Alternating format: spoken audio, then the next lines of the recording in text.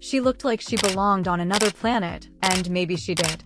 Outside Japan and bring him back to Tokyo, and that's how the story starts. With hair like jet ink, eyes like sci-fi cliffhangers, and a stare that could glitch a casting call, she became the model directors called when normal didn't work. Too cinematic for print. Too punk for the usual pretty. And Rila? She thrived in the weird. She called discomfort her co-star. She could sell a gown or start a rebellion with the same blink. But just when every designer had her on speed dial, she vanished. Why would a model this magnetic step off the global stage? And what she did next, no one saw coming. Early life for Rila Fukushima. Rila Fukushima was born in Iwate, Japan in 1978. Her father, Hiroshi, was a forest ranger who worked in misty woods. He taught Rila how to walk in silence. Her mother, Yumi, was a calligraphy teacher who painted characters with calm strokes. Rila is the younger of two sisters. Her sister, Megumi, loved music. Rila preferred the quiet of snow. As a child, she collected river stones by the stream. She called it mountain meditation. Each stone had a size and weight. At 8, she started judo. She didn't want trophies. She wanted to feel strong. After class, she would walk home barefoot on gravel. She iced her legs with river water. When she was 13, her mother moved them to Tokyo for auditions.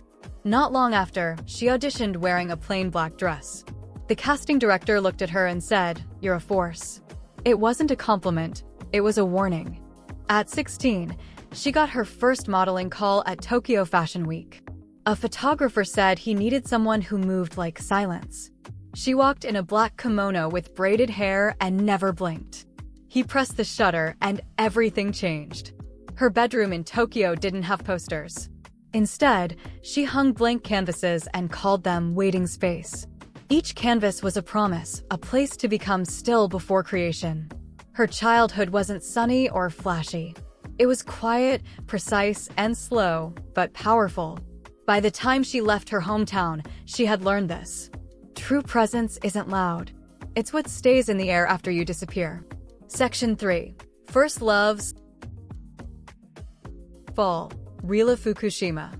She was 17 when she met Kento Wada, a sound engineer with soft eyes and a shy walk. He worked at a small Tokyo theater adjusting mics, always holding his breath between notes.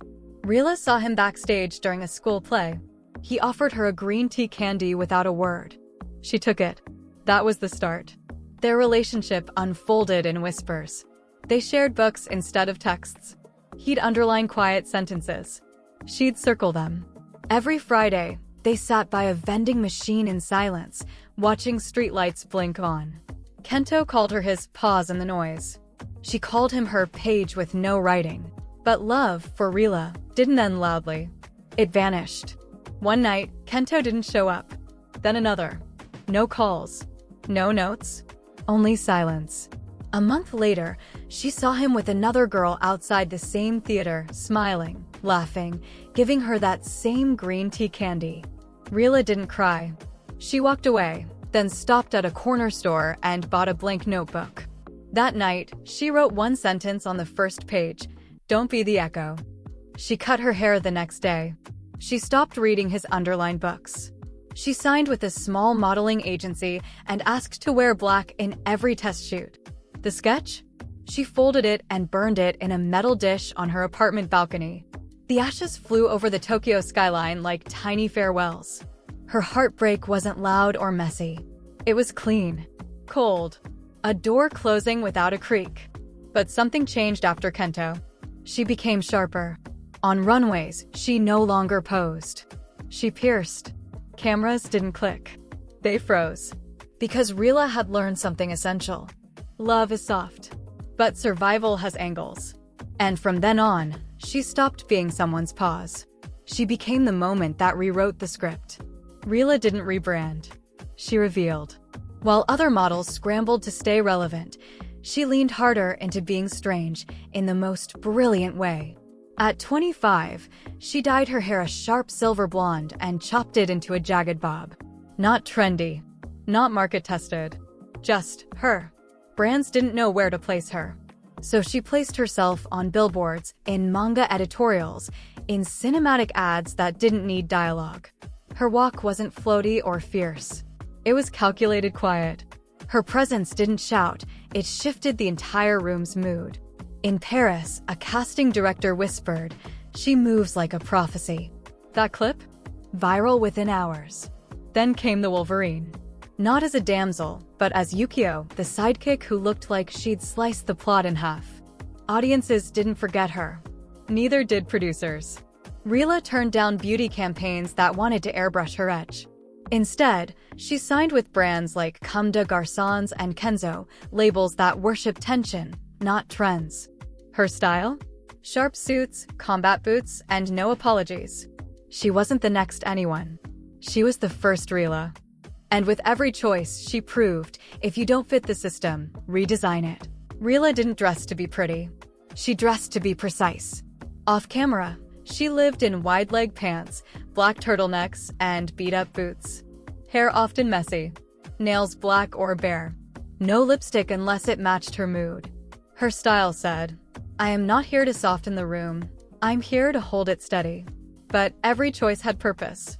She only worked with brands that aligned with her ethics. No fur. No fast fashion. When a big campaign offered double pay for just one exotic look, she replied, "My culture is not a costume." That email screenshot? It trended. At 27, she co-created Frame Change, a Tokyo-based collective that offered styling and media training for girls from underrepresented Asian communities. No glam squads. Just tools, space, and real talk. Her rule? If they can't see your power, don't shrink, switch rooms. She's open about her mental health. Not for clout, for clarity. Anxiety doesn't cancel power, she once told Teen Vogue. It sharpens it if you listen. Her tattoo? One small kanji on her inner wrist. Stillness. Not for peace. For focus. And that's her whole philosophy. Stay strange. Stay still. Stay sharp. By 2023, Rila Fukushima had already become an icon, not for loud roles or viral fame, but for something rarer, control. She was one of the first Japanese models to cross over into Hollywood without being boxed into stereotypes. She didn't play the ninja, the geisha, or the background. She played the question mark. And for years, casting directors both admired and feared that. But with visibility came violations. In late 2023, Rila filed a lawsuit against a luxury beauty brand that used her likeness, digitally altered, for an ad in East Asia. They didn't ask. They didn't even cast her. They used an AI composited face based on her past runway appearances. The message was clear: we want your aesthetic, but not your agency. Rila didn't raise her voice. She raised the stakes. She won the case. The court ruled in her favor, calling it a precedent for digital identity ethics. The verdict became a warning shot for the industry. Models weren't just faces anymore. They were rights. After that, she stepped back from front-facing roles. She turned to producing small, quiet films that centered Asian women without turning them into metaphors. Her first short, Miso Soup for One, screened at indie festivals in Berlin and Toronto. No red carpet. No splash. Just whispers of, "Wait, is that Rila Fukushima's name in the credits?" In Japan, she was quietly building a legacy off-camera. She helped reform talent contract laws, fighting for better clauses around image licensing and mental health breaks. She also sat on panels about cultural misrepresentation in cinema, often saying very little, but asking one perfect question that turned the whole room. Fashion hadn't forgotten her either. Brands like Comme des Garçons and Sakai continued referencing her in mood boards. Now 41, she chooses presence over pressure. She teaches visual storytelling at a small arts college in Osaka. She speaks quietly, but her students quote her like gospel. One said, "She doesn't teach us to perform. She teaches us to protect." Her Instagram? Barely active. Just analog film, quiet rooms, dried flowers. Her favorite post? A photo of her shadow against a paper door, captioned, "Still here." Just softer. Because Rila Fukushima didn't vanish. She evolved on her own terms. And now, her legacy isn't just style or silence. It's strategy. Style, philosophy/beliefs.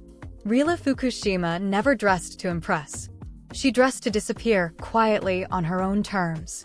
She believed fashion was armor, not decoration. Off camera, she wore dark, draped jackets that looked like shadows stitched into fabric. Always low heels. Always layers. Always clean lines that left space for breath. She avoided color unless it meant something. A red scarf on set? For courage. A white blouse in interviews? To cut noise. Her favorite outfit? A navy haori passed down from her grandmother, worn so often it no longer needed a story. It just carried one. She didn't follow trends. She followed comfort and control. Her jewelry? One silver ring she never removed. It fits. That's enough, she once said. Makeup was optional. But when she wore it, it meant business. Sharp eyeliner. No blush.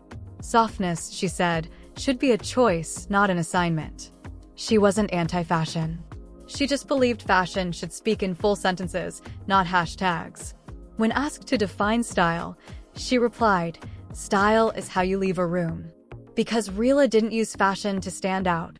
She used it to stay sovereign. Section 8. Legacy 2025 Update. In 2025, Rila Fukushima lives between Tokyo and a quiet mountain village in Kyoto Prefecture, where the fog hangs low and the tea steeps slow. Her neighbors know her not as the fashion icon, but as the woman who walks barefoot at sunrise, carrying a sketchbook and humming softly to herself. She still models rarely, but now it's on her own terms. She didn't vanish. She just reframed the spotlight. Rila never married. Never needed to. But she co-parents her 2-year-old son, Hikari, with her longtime partner and friend, sculptor Daisuke Arai, a quiet man with calloused hands and a voice softer than any camera flash. They live separately but raise Hikari in harmony between galleries and gardens. Balance, she says. Not perfection. Her style is even quieter now. Kimono-inspired jackets, raw silk trousers, barefoot on wood floors. She grows her own herbs. She still owns that leather jacket from her breakout role in The Wolverine, but now it hangs beside wind chimes and handwritten poems on rice paper. In the fashion world, she's no less present. Every casting director now mentions the Fukushima factor, the ability to hold stillness without explanation. Young models cite her as their blueprint for controlled rebellion. A new Balenciaga campaign, shot in grayscale, is labeled Rila-coded in marketing meetings. Not because she posed, she didn't, but because her spirit lingers in the silhouette. She recently launched a mentorship platform called Soft Edge, pairing emerging Asian creatives with mentors across modeling, film, and visual art. No fees. No fame chasing. Just letters exchanged, critiques shared, visions sharpened. Last year, she declined a retrospective spread in Vogue Japan. "I'm still becoming," she said. But she did agree to a gallery showing in Paris, titled Echo Not Image. It featured her photographs, handwritten storyboards, and short films co-directed with Daisuke. No red carpet. Just rows of quiet faces trying to understand how someone could be so loud without speaking. She and Hikari have a tradition. Every Sunday, they visit an old library in Kyoto. She reads him mythology books in English. He picks the ones with dragons. One afternoon, he asked why she never smiles in old photos. She paused, looked him in the eyes, and said, "Because the story wasn't finished yet." Now, when young women vanish from Hollywood before fame can sculpt them into something else, industry blogs whisper, it's the Rila exit. When fashion schools study restraint as presence, they use her walk. When directors want quiet that feels like thunder, they cast someone Fukushima caliber. She never chased immortality. She just chose moments worth remembering. And maybe that's her final lesson. You don't need to conquer the frame to define it. You just need to know when to step out and leave the world blinking in your absence.